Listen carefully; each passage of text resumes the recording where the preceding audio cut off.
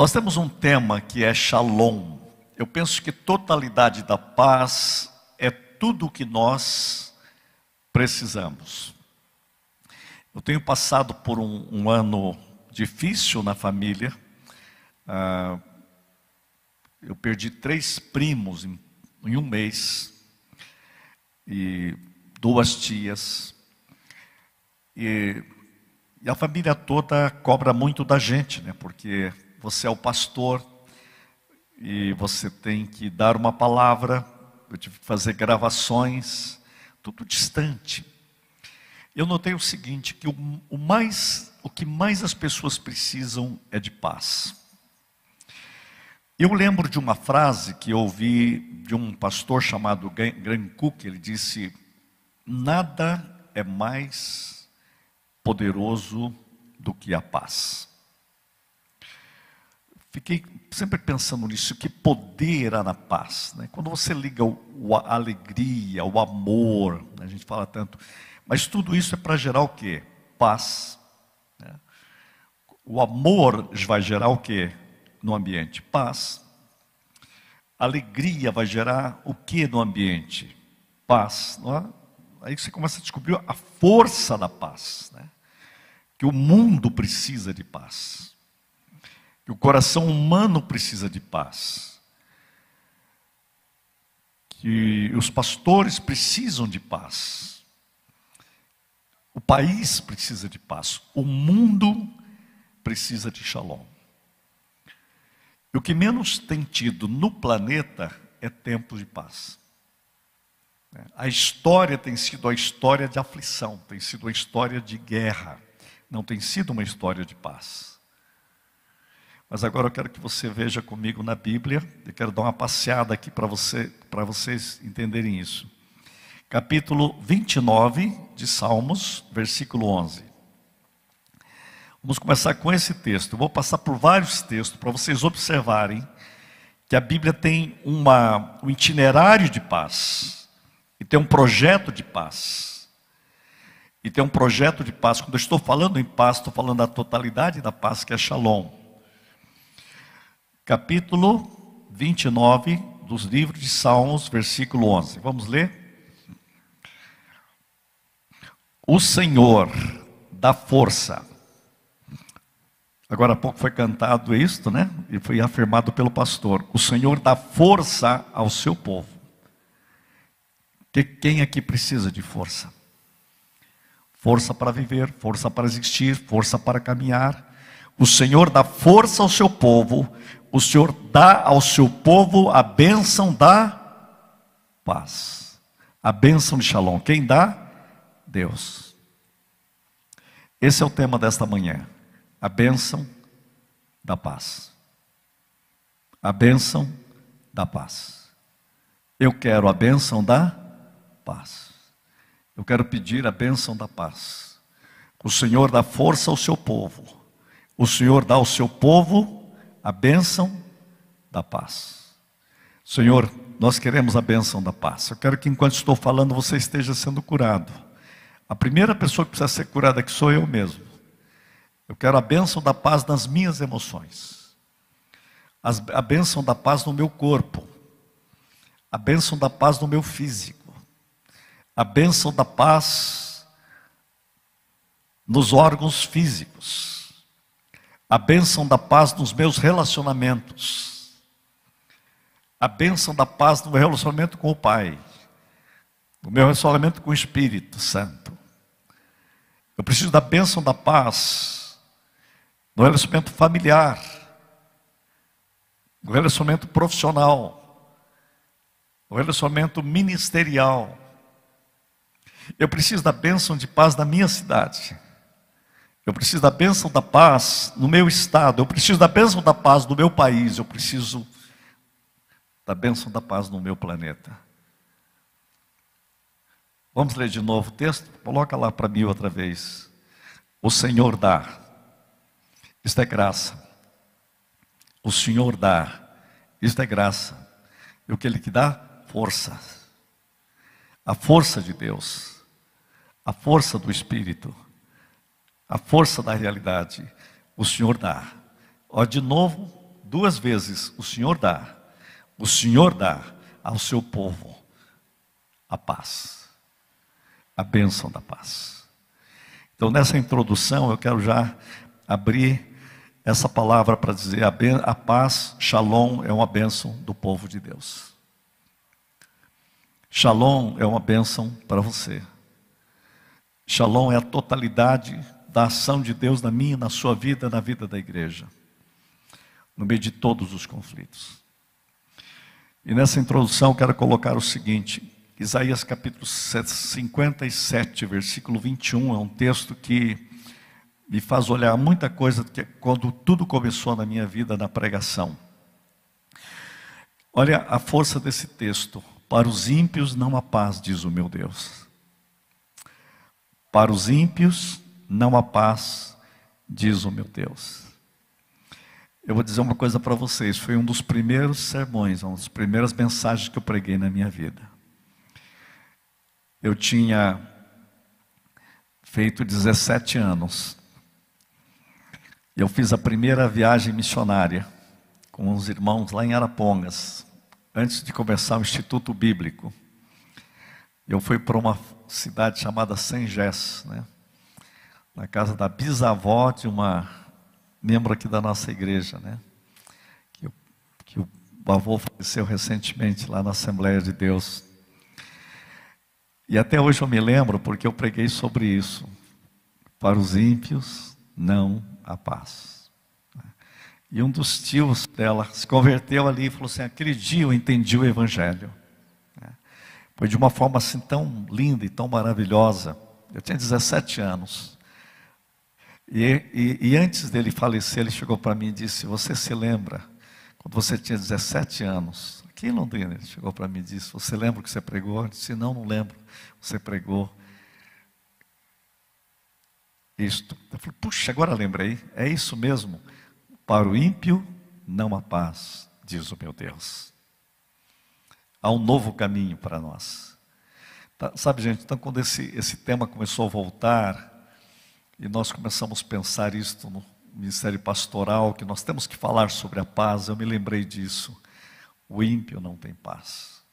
Você pode dar uma olhada no planeta, o ímpio não tem paz. Você pode estar falando: puxa, mas aqueles caras estão cheios de dinheiro. O ímpio não tem paz. Mas eles têm fama. O ímpio não tem paz. Gente, ele não tem a melhor coisa que só Deus dá. Você já pensou? O que adianta você ter riqueza e não ter paz? O ímpio não tem paz. Quando eu estava começando o ministério em Maringá, Deus começou algo interessante. Uma mulher, dona da maior loja de roupas da cidade, a mais famosa, ela me conheceu e eu fui lá orar com ela algumas vezes e comecei a levá-la a Cristo. Ela foi uma bênção na minha vida porque ela me deu, primeiro foi um banho de roupa, né? Eu nunca tinha roupa tão bonita e ela me fez ficar bonito, né? E essa mulher, ela gostava de ficar falando em francês, porque ela tinha toda aquela visão de Paris, né? A maior boutique da cidade. E essa mulher estava muito mal, morrendo no hospital, mas depois ela não morreu, Deus a curou, né? Ela olhou para mim assim e disse: eu daria toda a minha fortuna para ter a paz que você tem. Olha, assim, olhando para mim dizendo isso: eu daria toda a minha fortuna para ter a paz que você tem. Eu era um jovem pastor, estava com 26 anos. 26 anos. 26, 27 anos por aí. Eu olhei para ela e disse: pô, a senhora não precisa pagar. Alguém já pagou esta paz. E Ele deu toda a sua vida para que você a tivesse. Eu vim aqui para falar sobre o príncipe da paz. E ele está aqui e eu quero apresentá-lo a você. Uma lágrima caiu nos olhos dela. E foi a partir disso que Deus começou um uma obra maravilhosa. Logo depois Deus a levou ao reino de Deus. Lembro até o nome dela, Dona Judite. Não chegou nem a ser membro da igreja. Não deu tempo. Mas ela ouviu a maior mensagem. Que toda a sua riqueza e fortuna. Ela abriu a casa dela, aquele período, para que eu montasse um grupo. Eu comecei a dar aula para psicólogos e psicólogas na cidade. Era uma coisa mais chique que existia, você podia se imaginar. Mas só quando a paz veio, valeu a pena. Aí eu me lembrei de novo da palavra: o ímpio não tem paz. O ímpio não tem paz. Gente, a paz é um viver, a paz é uma caminhada de vida. E eu tenho aprendido ao longo da vida que só a paz vale a pena. Só a paz vale a pena. Nós temos que ser curados pela paz. Eu vou voltar a esse texto de Isaías 57, só para vocês observar o seguinte: tem vários textos paralelos a ele, mas nesse texto, no versículo 21, aliás, no versículo 20, diz assim, eu vou voltar um pouco, olha, versículo 19, como fruto dos seus lábios, criei a paz. Olha só que tremendo. Criando o louvor dos lábios, não está batendo com a minha tradução aqui, mas vou pegar a minha tradução. Como fruto dos seus lábios, criei a paz. 57, 19.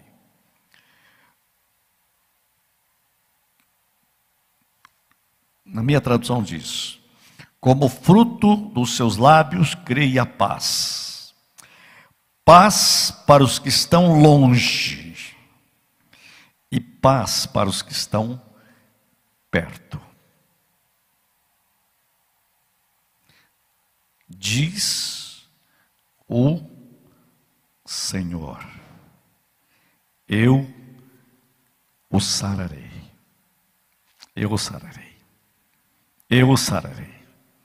Naquela tradução diz: eu o curarei. Eu sararei você. Gente, como que Deus faz isso? Deus faz isso com paz. Paz para os que estão longe. Paz para os que estão perto. Diz o Senhor: eu o sararei. Versículo 20. Mas os perversos são como o mar agitado, que não se pode aquietar. Gente, o grande problema do ser humano, ele está agitado. Olha como que a Bíblia coloca essa metáfora: o mar agitado, cujas águas lançam de si lama e lodo. Tem gente que a vida dele é uma lama, é lodo e lama.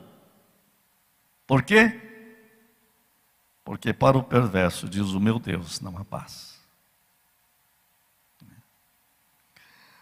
Gente, essa é a situação do mundo. Essa é a situação do mundo. Então nós precisamos viver esta realidade da palavra. Veja um outro texto que eu quero que você observe junto comigo. Provérbios, capítulo 3. No versículo 1 e 12 diz assim: filho meu, não te esqueças dos meus ensinos. Provérbios, capítulo 3. Versículo 1 e 2. Filho meu, não te esqueças dos meus ensinos, e o teu coração guarde os meus mandamentos, porque eles aumentarão os teus dias, e te acrescentarão anos de vida e paz. Naquela tradução diz: pois eles prolongarão a sua vida por muitos anos, e darão a você prosperidade e paz.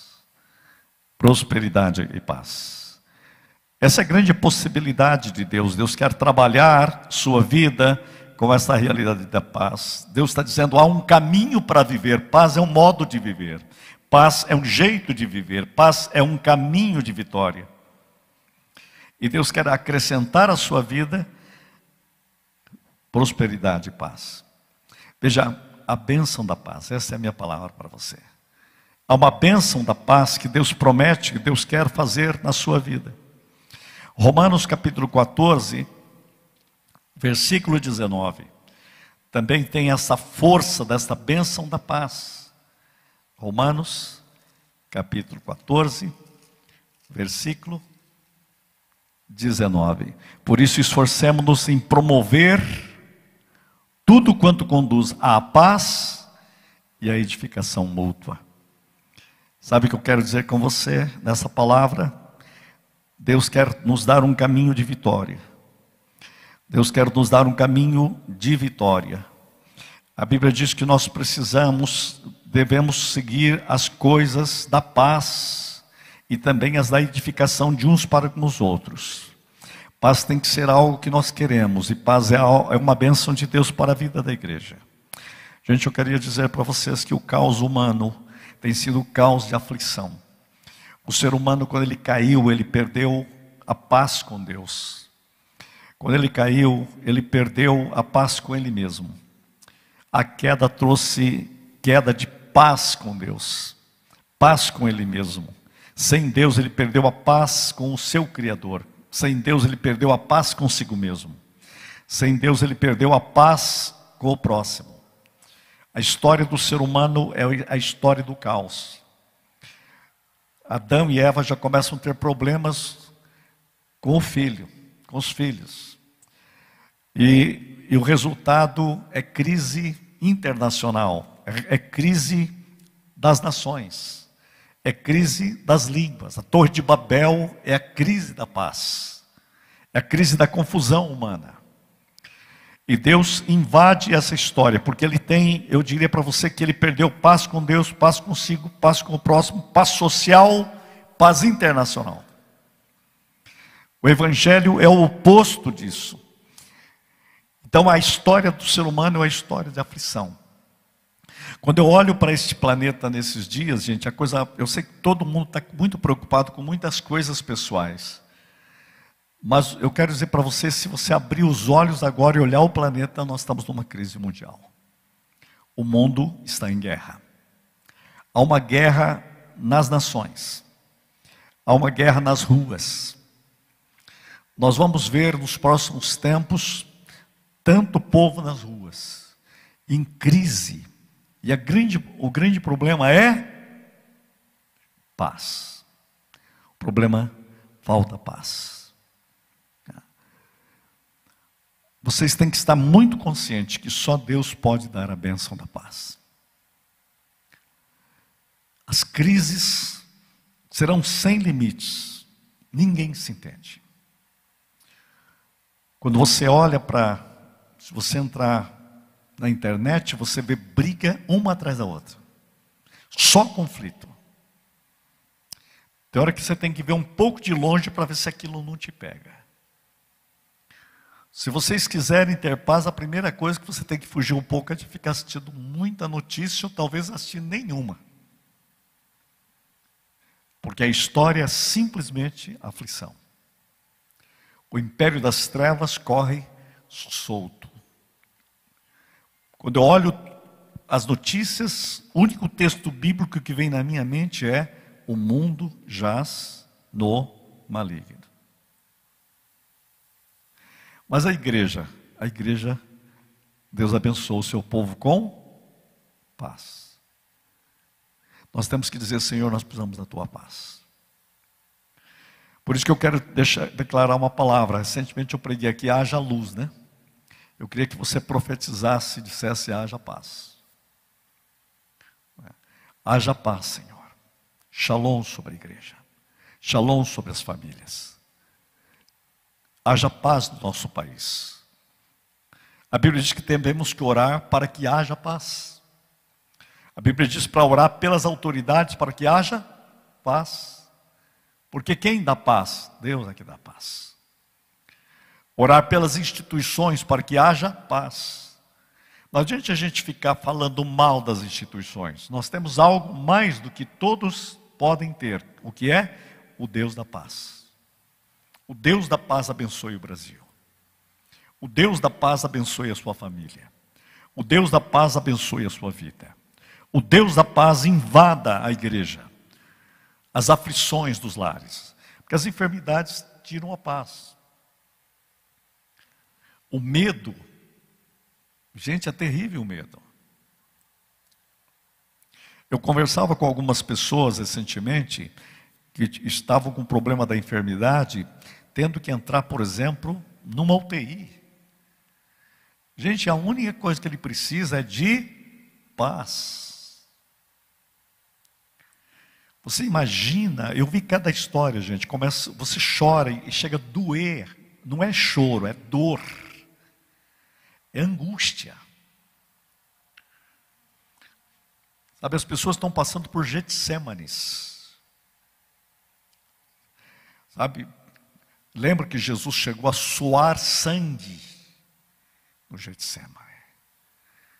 Mas ele termina dizendo, vamos, levantemos-nos e vamos. Como que ele faz? Levantamos e vamos. Vamos enfrentar. Vamos para a cruz. Vamos redimir a humanidade. O castigo que traz a paz está aqui. Ele assume para nos dar paz. O castigo que nos traz a paz estava sobre ele. Sabe o que ele está dizendo? Haja paz entre Deus e o ser humano. Haja paz do ser humano. Eu pago o preço da paz. O castigo que nos traz a paz estava sobre ele, e pelas suas pisaduras fomos sarados. Ele é o príncipe da paz. Ele viveu o nosso Getsêmane. Por isso nos levantemos em nome de Jesus, com ele, para enfrentar lutas, dificuldades, problemas, para dizer, Senhor, abençoe o teu povo com paz no meio do caos do mundo. Haja paz, Senhor. Isaías capítulo 9, versículo 6. Ele é o príncipe da paz. Esse texto de Isaías, nós temos que voltar nele depois, outros dias, mas eu sempre vejo que aqui está uma chave de tudo, capítulo 9, versículo 7, para que se aumente o seu governo. Mas no versículo 6 diz assim, o seu nome será maravilhoso, conselheiro, Deus forte, Pai da eternidade. Nós temos que ser invadidos pela eternidade, mas ele é o príncipe da paz nas nossas circunstâncias. Senhor, traga o teu reinado de paz, para que aumente o seu governo e venha a paz. Venha shalom, Senhor. Só o teu governo traz shalom sobre a nação. Só o teu governo traz shalom sobre nossas cidades, sobre nossos relacionamentos humanos. Só o teu governo, Senhor, traz shalom. Isto é, o que nós precisamos é shalom, Senhor. É o teu governo, Senhor. Haja luz, haja paz. Isto é um propósito para cada um de nós. Isaías 53, versículo 5, eu gostaria que colocasse ali também. O castigo que nos traz a paz estava sobre ele. O castigo que nos traz a paz estava sobre ele. Ser sarado é viver na bênção da paz. Haja paz, Senhor. Haja paz, Senhor. Sabe, isso é um propósito. Há um capítulo que me chama muita atenção em Isaías, eu creio que é Isaías 26, vamos ver se é isso mesmo, 26, versículo 3, onde o texto diz assim, tu, Senhor, conservarás em perfeita paz. O que é? Totalidade de shalom.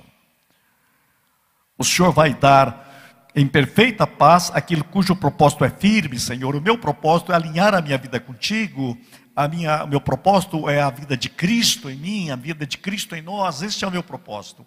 Firme, porque Ele confia em ti. É em Deus que nós temos que lançar a nossa confiança. E a Bíblia diz que Ele vai conservar em paz se você estiver focado em Deus. Gente, nós estamos vivendo as horas apocalípticas do nosso planeta. Caos à vista. A gente não pode falar muita coisa aqui agora, mas nós estamos vivendo em tempos de caos. Quando você fala pela internet, você não pode falar tudo, mas eu quero dizer uma coisa para você. Nós estamos às portas de caos, mas eu quero convidar você a olhar esse texto. O Senhor conservará em perfeita paz aquele cujo propósito é firme. Por quê? Confie em ti. Senhor, não deixe a gente perder essa bênção da paz sobre o teu povo, sobre a igreja. Senhor, faça-nos olhar para ti, olhar para a paz, Senhor. Tu és o Senhor da paz. Dá-nos foco contigo. O Senhor vai conservar em perfeita paz a totalidade da paz. O total shalom é graça, é bênção tua. Eu não posso produzir, a igreja não pode produzir, mas nós podemos receber. Traga a tua paz, Senhor. Nós confiamos em ti. Plante suas raízes em Deus. Plante sua confiança totalmente em Deus. Ele vai conservar você em perfeita paz. Haja paz. Por isso que os anjos podiam cantar a glória de Jesus Cristo, quando ele disse lá em, eu creio que é Lucas capítulo 2, versículo 14. O cântico glorioso do nascimento de Jesus. Subitamente apareceu, versículo 14, vou ler o 13 primeiro. E subitamente apareceu com o anjo uma multidão da milícia celestial, louvando a Deus e dizendo: glória a Deus nas maiores alturas e paz. Onde? Na terra. Como? Entre os seres humanos. A vinda, quando os anjos cantaram o nascimento de Jesus, eles disseram: chegou a paz. A paz é uma pessoa. Para o mundo, paz é circunstância. Para a igreja, paz é alguém. Paz é uma pessoa. Deixa o Senhor Jesus trazer o seu reinado de paz na igreja. Paz é uma presença. Uma presença em nossa mente, nosso espírito, nosso interior. Aleluia. Chegou a paz. Eu quero convidar você hoje a dizer: Senhor, é em Ti que eu quero ter paz. É em Cristo que eu quero ter paz. Tu és a paz. Traga a tua dimensão, as tuas dimensões de paz em minha vida. Por isso que a Bíblia diz que Ele vai guardar a nossa mente e o nosso coração em paz. Filipenses capítulo 4, versículo 7, fala sobre essa paz, né? E a paz de Deus, que excede todo o entendimento. Eu não consigo entender, mas eu consigo viver, eu consigo receber, eu consigo ter. É essa paz que é Cristo guardará o vosso coração, ou guardará a vossa mente, vai guardar você. A paz é guardiã de nossa vida. Senhor, inunda-nos com a tua paz. Amém? Vamos ficar em pé. Vamos pedir: Senhor, inunda-nos com a tua paz. Senhor, inunda-nos com essa presença gloriosa que é Cristo. Cristo é paz. Em nome de Jesus, amém? Está pronta a música? Vamos orar. Pai, que o teu Espírito toque cada mente, cada vida, cada coração agora.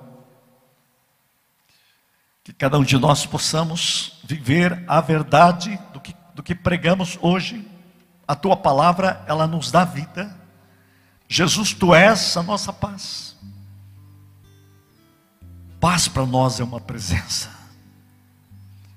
A bênção da paz é Jesus. A bênção da paz invade o lar, a vida e o coração de cada pessoa que está conosco agora. Ou ouve essa mensagem agora. Receba a paz. Shalom. Em nome de Jesus. Quem crê, recebe e diz amém.